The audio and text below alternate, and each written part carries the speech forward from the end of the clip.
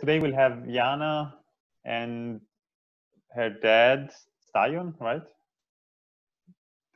Talking about, so Yana participated in the Students for Rivers Camp last year, and she was part of a group, the River Detective group, that won the competitions we had for the students projects. There were projects aimed at for students to develop some ideas and bring some ideas further on protecting rivers. And she kept working on this, so she just shared her experience on this work, the whole project, and then how this project got connected to a Bulgarian NGO, where they brought this river protection into existing citizen science activities they were already doing. So I'll just give you the video now, Yana, and you can share your presentation with us. Hi, everybody. I think I know most of you, but if not, I'm Yana, and yes, I'm from Bulgaria. I'm studying conservation biology right now, and I'm going to share, really, it's not going to be very scientific. It's more about our personal experience, me and two other girls who won the 500 euros for a small student project, and what we learned, what were our expectations, and the reality. Okay, let's see. And after that, we will have Stoyan, who is much more experienced manager of project, and who will share his experience with citizen science, also about the app that we're going to use about our project. He will talk about this as well. Okay, so the name of our project is River Detectives, and we had this very general idea that we want to create an app where people can report problems. First of all, they have to notice that there is a problem, that there is something going wrong with the river, and we will help them identify, to say, oh, it's an algae bloom, or it's the water peaking from the hydropower dam.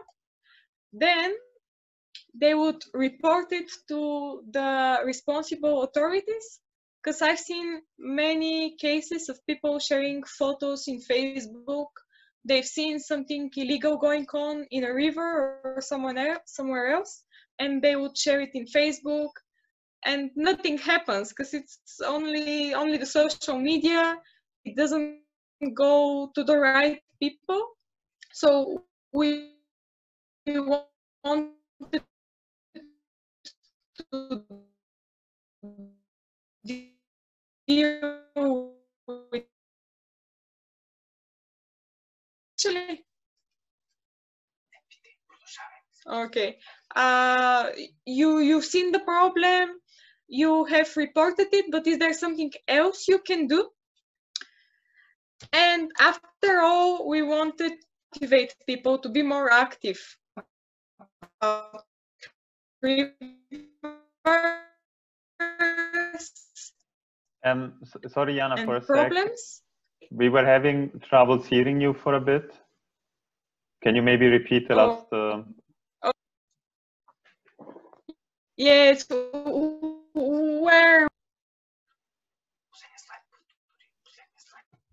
Okay, so we wanted to make a way for people to help them identify problems, report them, and then give them some guidance what to do after. Can they help in some other way? And just give them response, which would lead, we wanted to make people be more active about rivers, and we would do this by using citizen science. We didn't think a lot about the details because we had just this general idea, and we would say, oh, we will think about this if eventually we win the 500 euros, and that's what happened. So after this, it got much more complicated. We didn't know really where to start. First of all, we weren't river experts. We couldn't make a list with all the river problems. We didn't know how. Also, we're not authority responsible for anything, so people can't report to us. And on third place, we can't create an app on our own. So we needed to find someone to do this for us. And here is our first goals. The first one was to create this platform, this online app, but it turned out it's much more expensive than we thought. And we quickly gave up on this one. So then our second goal was to create a fast and easy way for people to report a problem. And when I was discussing this with experts, they would laugh and say, well, Yana, haven't you heard of the national emergency number? This is the one for Bulgaria. I'm not sure if it's the same for the other countries.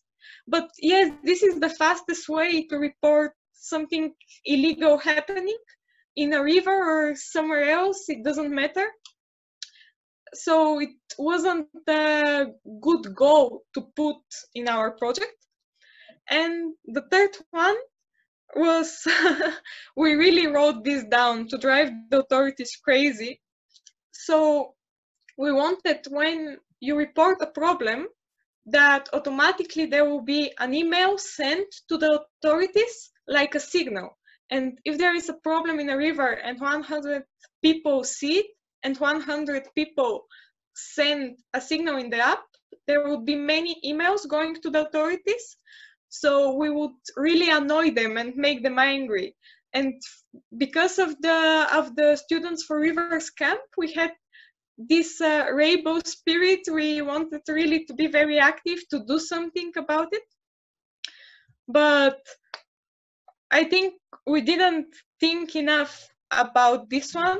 And after all, it wasn't a good idea. We actually need the authorities, we need the government to do their job, because if it's not them, there's no one else who can make fines, who can take these decisions, what to be done, to give permissions about important decisions.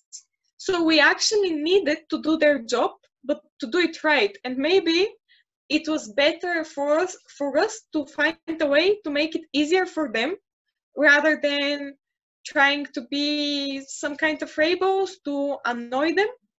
And I don't say this is for every situation, but in our situation that we wanted to collect this data from river threats, and to involve people, it's better to talk with the authorities rather than try to make it hard for them. So we quickly changed our general ideas and goals, and still tried to keep the focus to help rivers. So we said, okay, we will find already existing app, and we wanted to contribute with our money to make an upgrade that is going to be used for rivers. This is what we're going to talk about in the second part.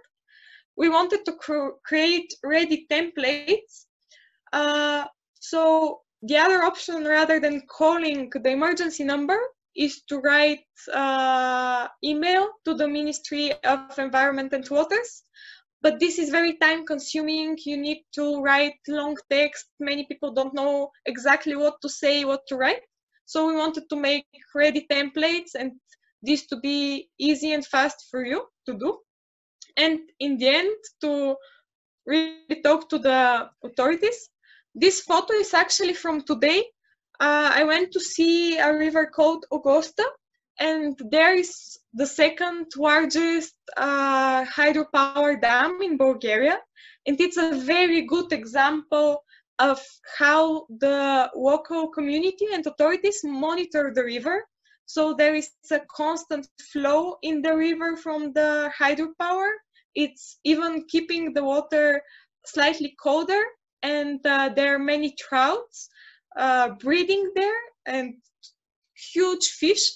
So it was very nice to see that they don't let illegal things to happen. All the fishing is with the method catch and release.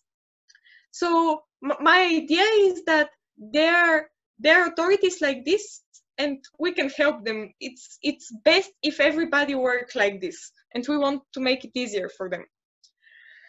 And that is what we came up with. It's this app that the Bulgarian Society of Protection of Birds is using, called Smart Birds. And yes, we will talk about this later. We wanted to make the templates, to make it simple for people, work with the ministry, but this is it's a bigger goal. I think it would be a project on its own after we finish with the app. And after it's all done, again, advertising. This is something we were confused in the beginning.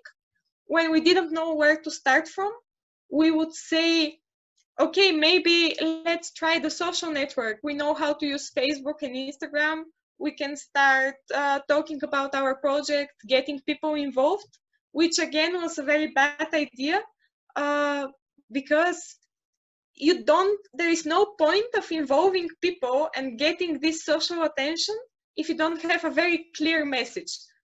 Okay, you've made a lot of followers, but what are you going to use them for? You need something. You need to say, okay, now let's do this. And we didn't know what to do. And I think this happens not only with a small project like ours, but with others too. So in conclusion, we really need to talk a lot with many, many people. I found out that it's more about time rather than money. I was surprised that it's very hard to find someone to take your money. I was really feeling like going to different organizations and saying, please take 500 euros and use them for the river. People don't have time. They don't want to bother, which is, it was a little bit annoying. I didn't know that at first. And that's it from our project. Any questions? Maybe we can actually do the questions at the end when generally, unless there is someone that really wants to ask something super specific right now. Otherwise, I'd suggest to do general question time later. Okay. Then I will switch to the other presentation that is actually about this application and its uses. And it will be Stoyan now that will start. Hello, everyone. Thanks for inviting me to present one of our tools that we use in our work. My name is Stoyan Nikolov. I'm working for the Bulgarian Society of the Protection of Birds, and I'm ornithologist actually. So, but to protect birds, to conserve birds, we need to protect also their habitat. So there is obviously direct link with rivers and wetlands. When we started to work with the birds, of course, our priority was to mitigate the threats which lead to decrease of their populations. And to work with the threats, we started to collect data to characterize, identify the threats, also to quantify the threats and make different type of analysis and reports in order to use them in our further work so that we can build our strategies. Also to create different species action plans or management plans, report the problems to the relevant stakeholders, different ministries. And we're a non-governmental organization. We're actually a partner of BirdLife International in Bulgaria.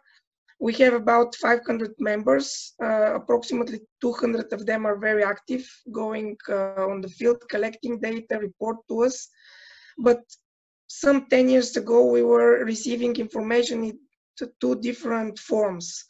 It was not standardized, and it was a lot of time and human capacity to store the data and to transfer it in a format which is convenient for analysis. This is why we started to think for a centralized system, user-friendly tool to collect this information.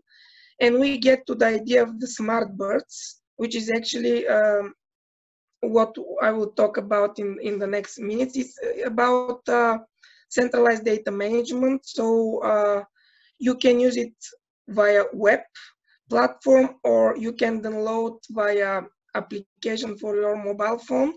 The good thing is that you have strict fields, so you cannot miss some important information while you're in a hurry, or if you put something wrong, there is notification that probably you put the wrong value. So it decreases the risk of errors.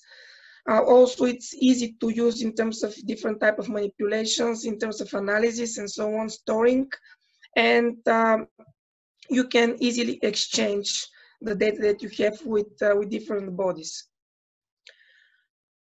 So as I mentioned, we have web version and mobile version. It's a free software, so everybody can download. It's absolutely for the idealistic goal.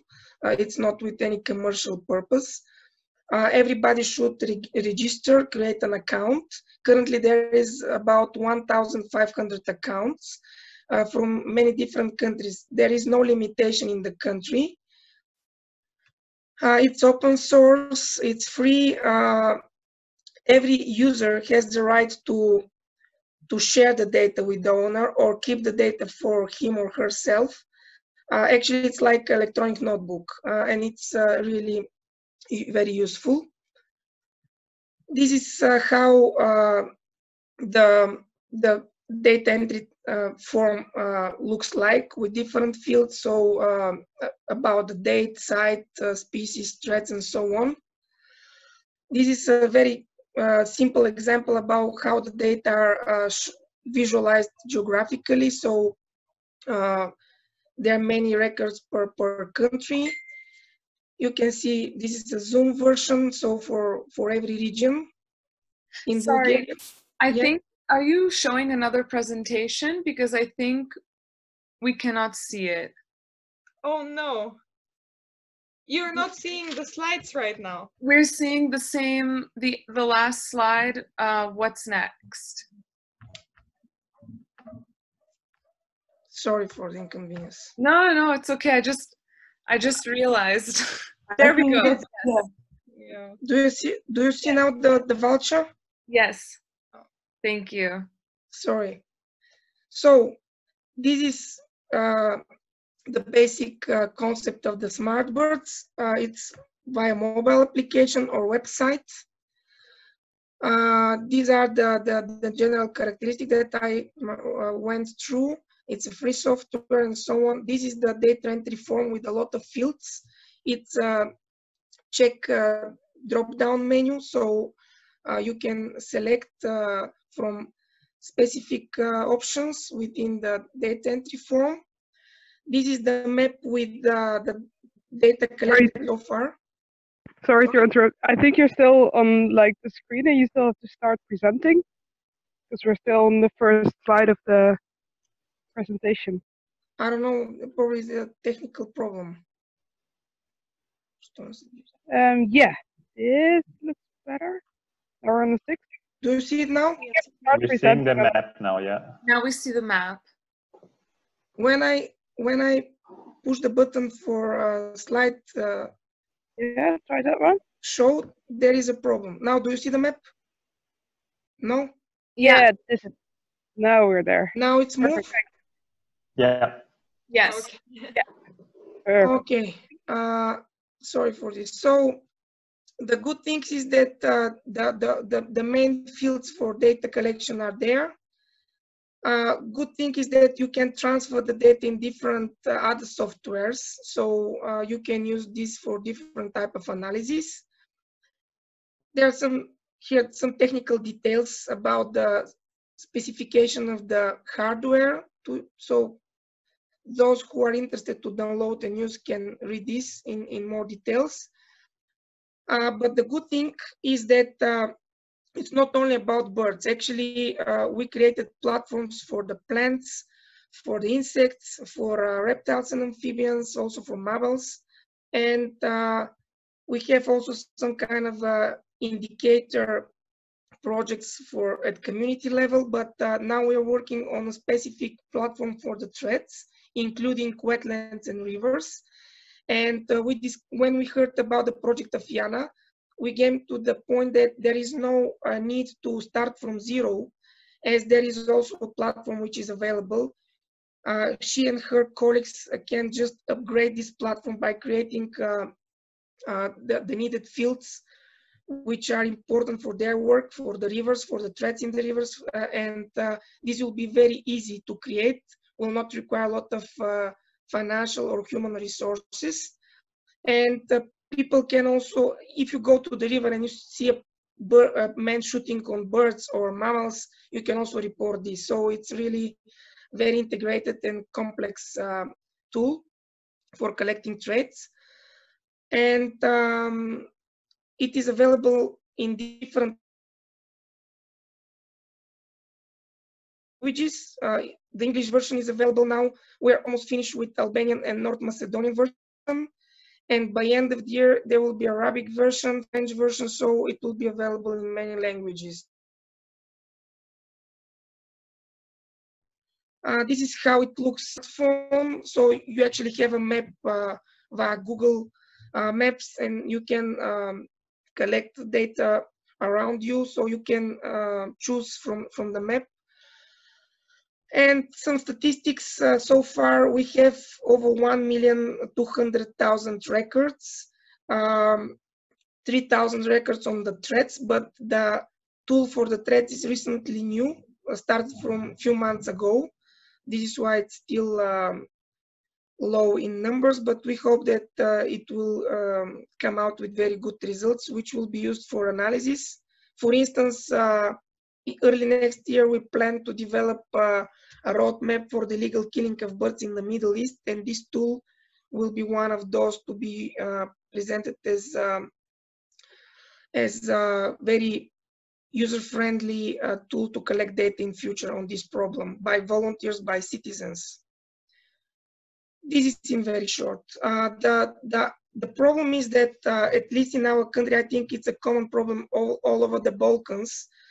The ministries and the agencies don't have a database for the threats, not only about rivers and wetlands, but in general about the habitats and the species. They receive some signals from citizens, but they're on paper, on hard copies. When we request for information, they come to us again in hard copies. It's very difficult to analyze. And these data which we collect, they are available from the ministries. We can send them in Excel, GIS, or whatever format they want in order to take the needed actions towards law enforcement. So I really think this will be a good tool in your hands once you start to implement this small but very nice project. This is illustration of the data entry form for the threats, which will be modified according to your needs. And this is an illustration about the record of threats in Bulgaria. That's all. Thanks a lot for your attention. Looking forward for some questions. Thanks, Yana, and thanks, Stoyan, for your nice and interesting presentation. It was really interesting to see how from a, let's say, small idea grown out of the Students for Rivers camp with small budget, but a lot of passion that you guys, Yana and the group, find a way to actually found an outlet for the idea, integrate it into something already existing, such as the Smart Bird app, and made the project bigger even without basically any money. But as you mentioned, probably a lot of time invested into this. So yeah, now we have a bit of time for some questions. So if anyone wants to ask some questions, just either write them down in the chat or just ask them directly.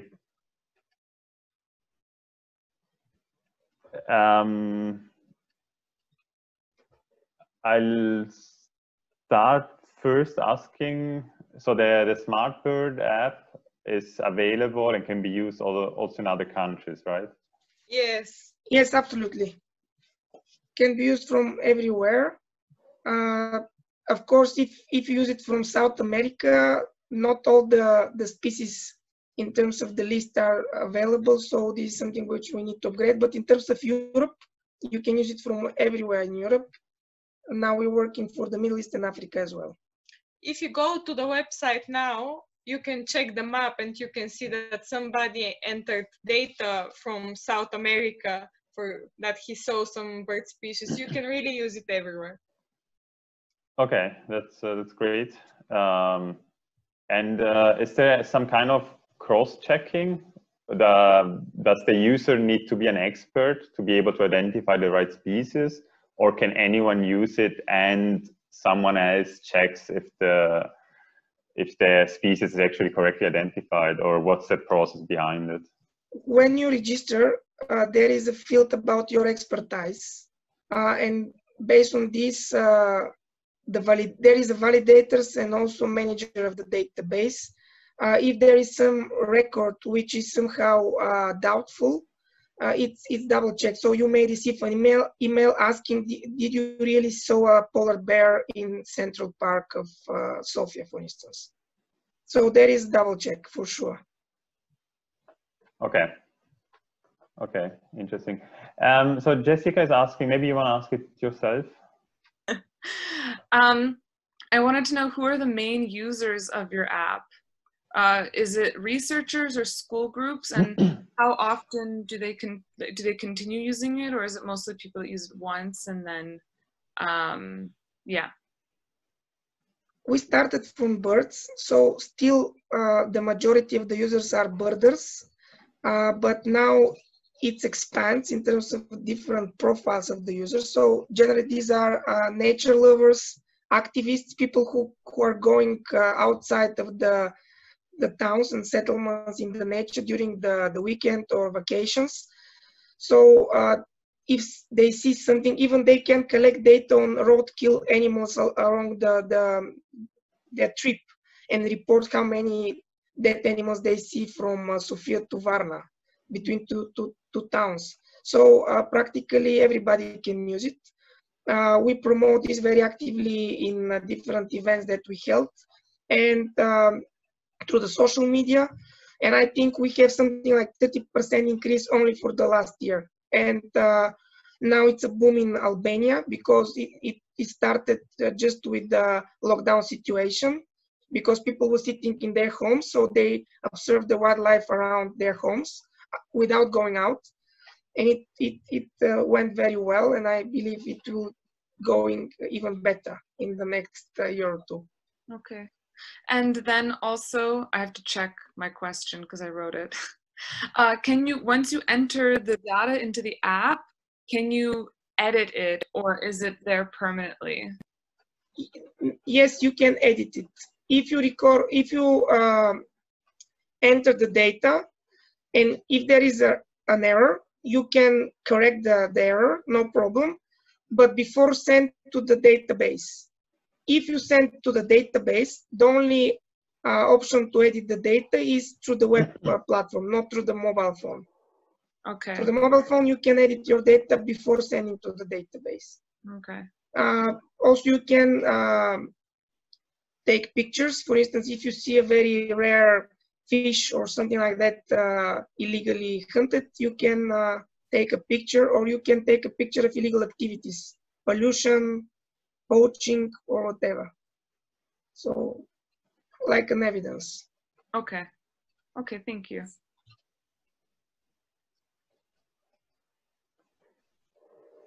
Can I come in with a question? Of course. Yeah, sure, Vera. I'm tuning in from the Maas River, by the way, in the Netherlands. I'm for the first time paddling my home river from Maastricht to Roermond, which is pretty cool. And it's funny because I saw a lot of birds at the part that was quite natural, and I got back in the Netherlands and it's just channelized and there's almost no birds anymore. So that's quite an interesting observation, I would say. Anyway, Yana, I wanted to ask, looking back at the whole process, do you think it would have been better to know a bit more what realistic expectations could have been, or are you happy that you kind of went in blind with super big motivation, huge ideas, and that it was just cool to run into whatever you run into now? Or would you have preferred a bit more guidance? If there was a guidance, like a little book saying how to start a student project for 500 euros, it would be perfect. Really, it was, because I was a little bit annoyed. It's not that hard, right? You just don't know, and you really needed to talk to a lot of people. You need to be annoying. You need to go after people and ask again and again until they answer your question. Yes, so for sure, if there is a guidance for people how to start from nowhere, it would be perfect. Do you think there could be a guidance that's general enough to help you and other student projects? Is it like idea for next project? Obviously. Okay, so definitely the question where I came from is that last year we thought like, let's do those student projects and people might come up with something really cool that we just never thought about. And this is, I think, like perfect, like the example of what we hoped for in a sense, how this turned out, that you found this collaboration and that actually those 500 euros that we brought in from Free Rivers Fund, right, which is really cool. But as you say, it's nothing, but it turned into something really cool by having an enthusiastic student that took it and actually went for it. So I'm actually, I don't know if it would be better to have a guidance. I think you did it perfectly. No, it really makes you think. Even if you give someone, because even if we had 1,000 euros, we wouldn't know where to start. It's not. We saw it's not about the money. It's about doing something. Yeah. If you allow me an addition, Vera, I'm managing projects, large projects from 10 years, and it's a never-ending story, the lack of enough budget. This is the nature conservation. You never have enough budget. You do miracles with very limited resources. And this is why people who are involved are really superheroes, because they do miracles with nothing. Exactly, like Yana did together with you. Yeah, thanks a lot, guys. Thanks for the presentation also. Cool. It was very nice seeing you all again. Following up on this discussion that kind of was started, I would maybe like to ask both of you, from the point of view of Yana, that kind of just started, developing projects, and from an experienced project manager that's been working in this field for many years. What would you suggest someone that wants to actually start protecting its own river, or is passionate about, I don't know, protecting us bird species or any kind of conservation work? What is your suggestion? Because I mean, we said money is always an issue and it's always going to be an issue. You need passion, but on a practical term, what did you guys learn from your short experience now, Yana, and from your longer experience? You can start. Just some practical things that you might just suggest. Well, obviously I had luck because I knew already in Bulgaria many organizations. I've talked also to Balkanka, another organization. So I knew organizations, and I knew people that I could ask, even like friends, what do you think about this? What would you advise me to do? Which is great. If you don't know such people, you would just need to search for them and not to give up searching, because at some point you say, okay, if we do this, is it really going to help a river? But if we do this, how do we know it's gonna work? And you start doubting a lot and thinking all these questions. And I think you just have to do something to go on and talk to more experienced people. Usually they're friendly and they will help you do what you want to do. From my perspective, especially for students, it's very important that they start from collecting enough information about the problem. So if you want to protect a specific river, just do a review about what have been done before, what exactly is the problem, read more about the root of the problem, what are the involved stakeholders, everybody, the people who are in charge for the control of this problem and the people who create this problem. And you should somehow contact all of them if possible, or collect information from second other people, from third parties about their attitude, their behavior, their reasons to do it. Very often people don't want to hurt nature. They do it because they have other problem. And if you help them to mitigate this problem, you solve your problem. I can give you a very simple example with the poisons. I work with vultures. The main threat for vultures are the poisons. People don't want to poison vultures. They want to poison other animals who kill their livestock, like wolves, feral dogs, etc. So doesn't matter how well you work with them, explaining how magnificent are these birds and why they don't need to kill them, they will not stop to do it because they will continue to have losses and they want to protect their property, their livestock. The only way to make them stop doing it is through law enforcement, working with the relevant authorities, rangers, police, or by helping them to protect their herds. If you protect their herds by shepherd's dog, by electric fences or other tools, then they will stop to do it. So I think it's very similar with the rivers and wetlands. So this is the basic thing, to involve all the involved stakeholders, to collect enough information, and finally, in terms of the project, to have really good frames, to be realistic. It's obvious that for 1 year project, for somebody who is not IT expert and with a small amount of money, you cannot create an app. So be realistic in your goals, in your objectives, start step by step. So better to create something small, but really in good quality, and then upgrade rather than be ambitious. Create very high objectives which you cannot actually achieve. That's my advice. And I'm really happy to see so many people interested in nature conservation, young people, well motivated. So I'm really very happy to see you all. Thank you. Yeah, these are really nice suggestions, and I think really also practical ones for people that are approaching this kind of problems.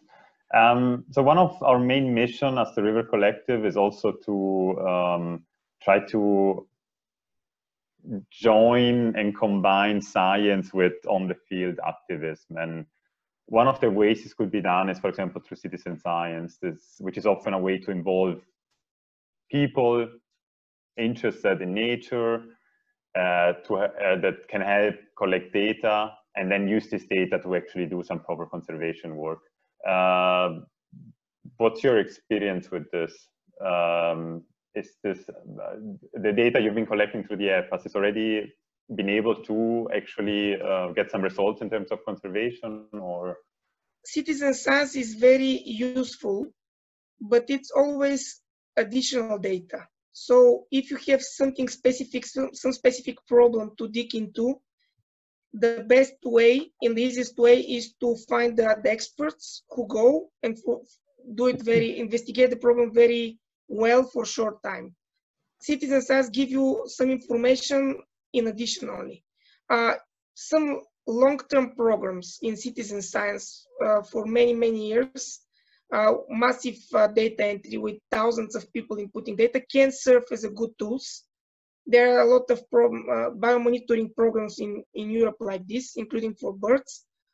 But my advice is, if you have a problem with specific river or dam or whatever, don't count on citizen science to solve your problem, to provide you with all the data that you need.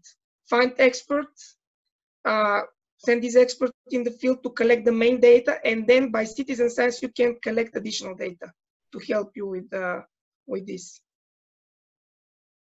Okay, so you see citizen science more as an addition to a proper study done by experts. Yeah. What's your goal with this app? Like long-term goal, I would say. There are programs which we cannot implement with our capacity. For instance, we have national-wide counts on birds. Obviously, we don't have so many experts to count birds at the national scale for a long period of time. This is something which we count on citizen science, common bird monitoring, midwinter bird counts or migration counts. So the idea is to have a really good data in long term, which will allow us for further analysis, because such data can show you what is the trend in different populations on habitats and very large scale. This is our goal. Okay, that sounds like a and by the big way, goal. This tool itself help people to be more passionate in nature conservation, because once you start to collect data, the first time there are people, it's a bullshit, why I should do it. But once they start to collect data, it's like a game. Everybody's now crazy about games.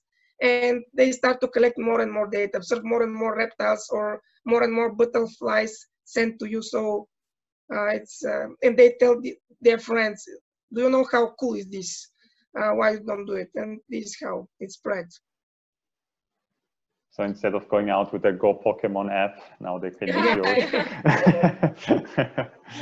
And by the way, the Ministry of Environment in Bulgaria, it's very often that they request data from our database, which is collected through this app.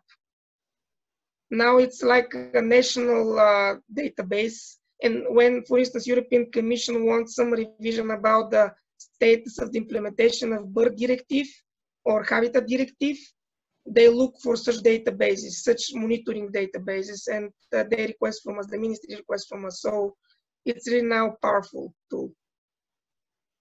Also, if you have investment intention somewhere, doesn't matter it's about a dam or wind park or solar park or whatever, the only way to stop it is to provide evidence about some important habitat or species. And we are not everywhere all the time, so we look for some data in our database, or somebody who is our volunteer living close to this site can go and collect data for you and send it immediately through the app.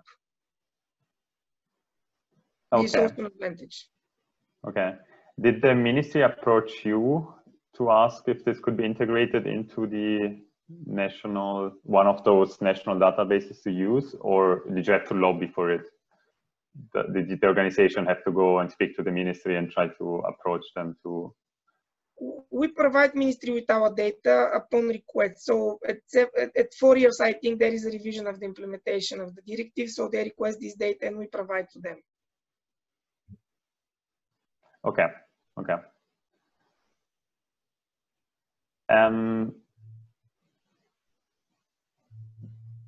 Are you guys still there? The video was frozen for a bit. Okay. Yeah, given the topic of citizen science, maybe I'd like to open the field now to see if anyone else has experiences they want to share, because I think it's a really valuable tool, and it's also quite a hot topic right now in science, at least in terms of. So if someone wants to share their experiences in using citizen science, or you guys have any questions. Hey, can you hear me? Yes. 1 second, I'll put on my video and you can see me. Hi. Hi everybody. I'm Sandra. I am living in the Netherlands, so that's where I'm. I work actually on citizen science, so that's my main scope of business. I actually even created a small company on it last year. And Vera invited me to join this specific science talk because science chat, I guess you guys call it, because I work on a project that is called Drinkable Rivers. So together with the initiator of the organization Drinkable Rivers, we've been working on trying to create an international citizen science project that sort of measures and observes specific parameters in rivers and around rivers. So actually what you've been doing, and I think Yana and I'm sorry, I forgot the other name, but it sounds very cool. And yeah, of course, nobody knows, but creating citizen science projects is really much more than just doing research. And it really involves a lot of work and a lot of things that what you guys just shared really resonates with me.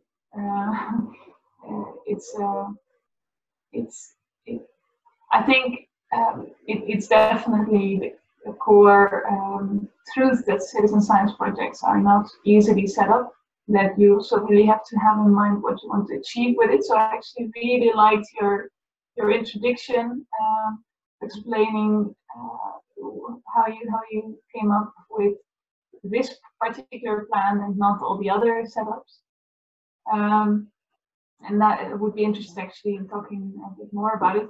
In case anybody is interested in more on citizen science, I'm open to share, because yeah, it's sort of my daily work. So, and in water projects mostly, because I'm a water engineer, so it's easier for me. But I think your project, Yana, and at least Yana, is... Oh, Jan.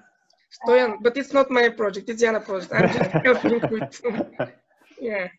I think it actually would be interesting for you guys perhaps to also look at ecological citizen science research being done in the Netherlands, because that's actually very old already. We have a very interesting volunteer network of, so some people call them amateur scientists, amateur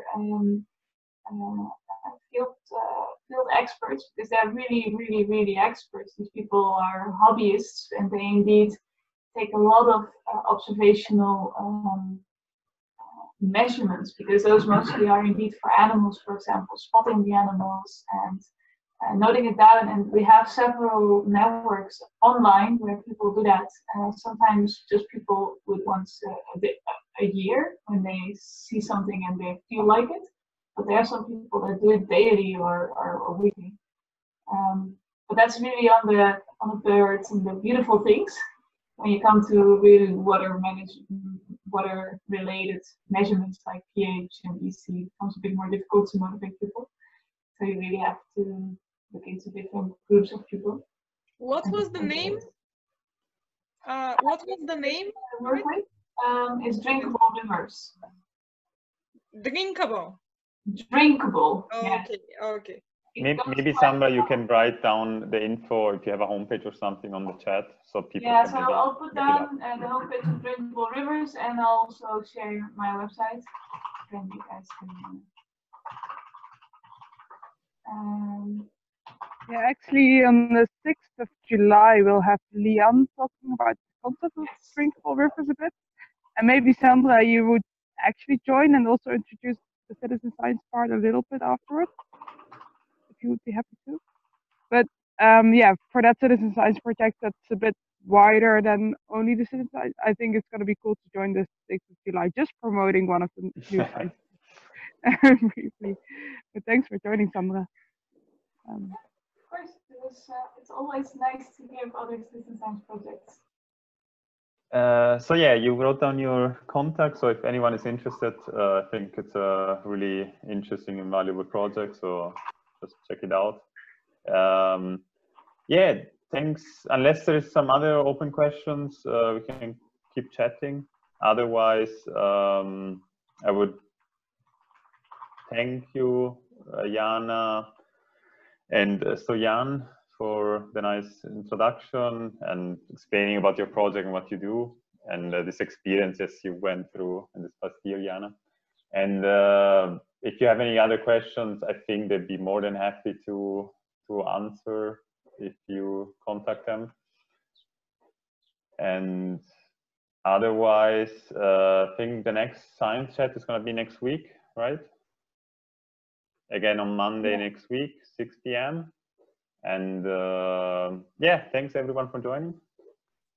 Jens arranged it. Is Jens here or not? Oh, I was going to say the applications to the Students for Rivers Camp are still open. So if you guys know someone, please share. Thank you guys both for presenting. It was our pleasure. Thank you for your attention and good questions. Keep up your motivation and good work. Bright future for all of you in the field of river protection and conservation. Yeah, hope to meet somewhere soon. Sandra is asking if you can also share on the chat maybe your homepage. Or we'll actually put this video online. You can maybe put the links in there directly. But if you just quickly want to put the link there. Okay, we actually don't have a website for our project, but I will share the one that is going to be the smart birds. Smart birds, so yeah. where you can find all the information.